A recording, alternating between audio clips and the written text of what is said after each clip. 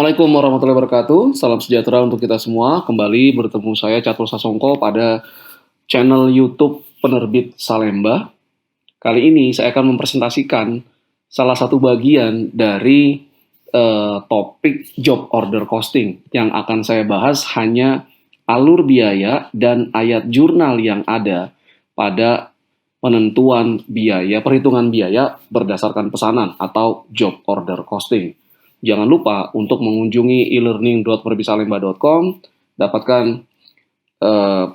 materi-materi pembelajaran tambahan yang berisikan video pembelajaran, kemudian juga latihan soal dan ada pembahasan komprehensifnya, juga soal dan pembahasan serta persiapan menghadapi ujian tengah semester dan ujian akhir semester. Oke, kita mulai ya.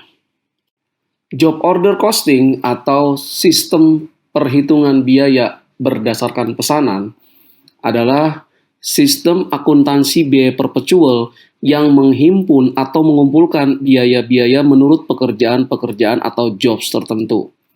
Dari setiap pekerjaan atau pesanan yang diterima dari pelanggan, kebutuhan akan bahan baku, tenaga kerja langsung, dan overhead produksi itu berbeda-beda. Nah, job order costing ini bisa digunakan untuk perusahaan manufaktur atau perusahaan jasa. Kantor akuntan publik, law firm itu bisa menggunakan job order costing karena pekerjaan yang diberikan oleh klien itu berbeda-beda. Pekerjaannya berbeda, kebutuhan akan tenaga kerjanya atau konsultannya juga akan berbeda. Nah, dalam video ini yang saya ajarkan adalah alur biaya dan ayat jurnal yang ada pada job order costing untuk perusahaan manufaktur. Oke, nah berikut ini adalah alur biaya dari job order costing. Oke, jadi yang pertama adalah bahan baku. Bahan baku dibeli dari pemasok, kemudian nanti bahan baku langsungnya akan dikerjakan, dan ketika dikerjakan dia akan masuk ke barang dalam proses. Bahan baku tidak langsung itu akan masuk ke overhead produksi. Bahan baku yang masih tersedia di akhir periode, katakan di akhir bulan, akan masuk sebagai bahan baku akhir dan dilaporkan di laporan posisi keuangan sebagai persediaan bahan baku. Tenaga kerja juga dibagi dua. Tenaga kerja langsung, setiap pembayaran gaji untuk tenaga kerja langsung akan masuk ke dalam barang dalam proses. Sedangkan yang tidak langsung akan masuk ke overhead produksi. Nah, overhead produksi nanti akan masuk juga ke dalam barang dalam proses. Jadi barang dalam proses atau juga sering disebut dengan istilah walk-in process itu berisikan biaya produksi, bahan baku langsung, tenaga kerja langsung, kemudian overhead produksi. Overhead produksi itu bahan baku tidak langsung, tenaga kerja tidak langsung, dan biaya-biaya yang dikeluarkan untuk memproduksi barang yang bukan selain bahan baku langsung dan tenaga kerja langsung. Nah, kemudian barang dalam proses akan dikerjakan, kalau sudah selesai, dia akan menjadi barang jadi. Barang dalam proses yang masih ada di akhir periode, katakan di akhir bulan, itu akan masuk sebagai barang dalam proses akhir.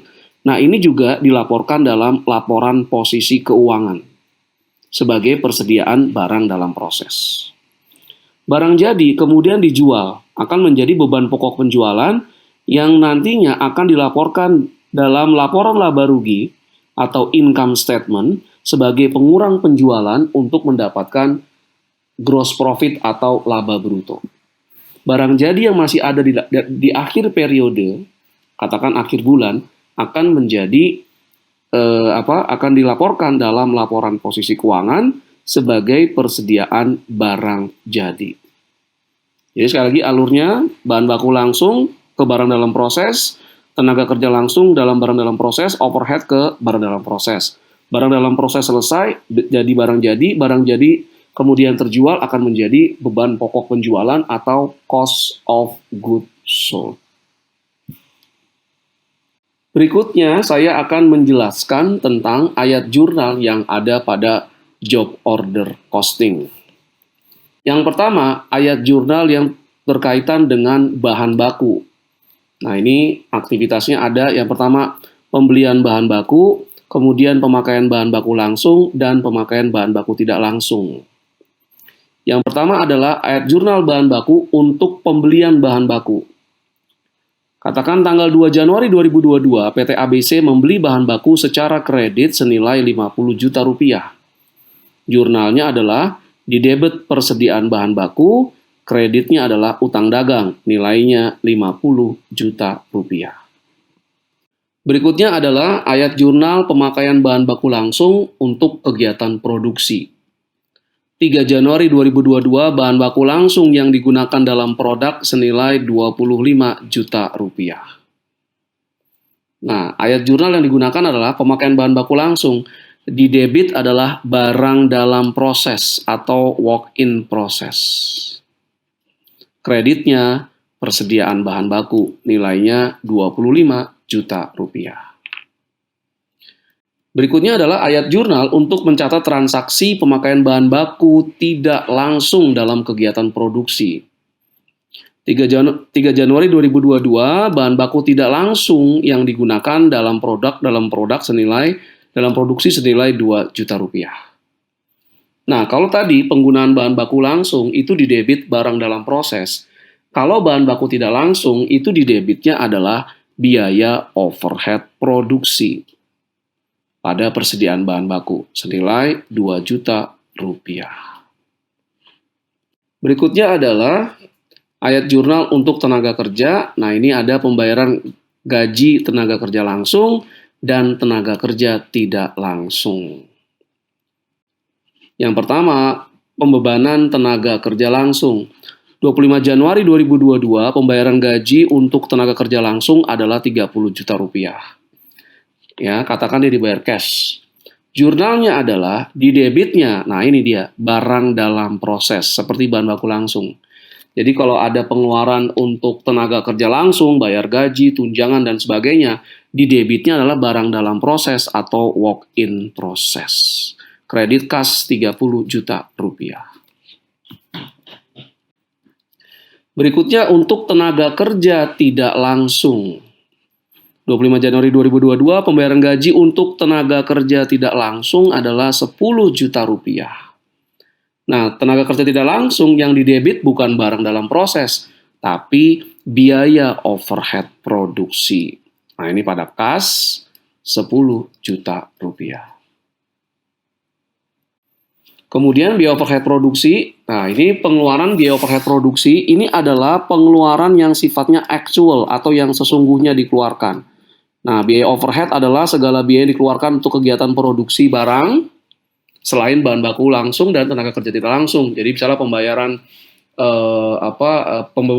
beban penyusutan pabrik, beban penyusutan mesin pabrik, biaya utilitas pabrik. Nah, itu adalah biaya overhead produksi. Nah, ini sebetulnya biaya overhead produksi ada biaya overhead produksi yang actual. Actual ini berarti yang benar-benar dikeluarkan. Dan ada yang estimated atau perkiraan.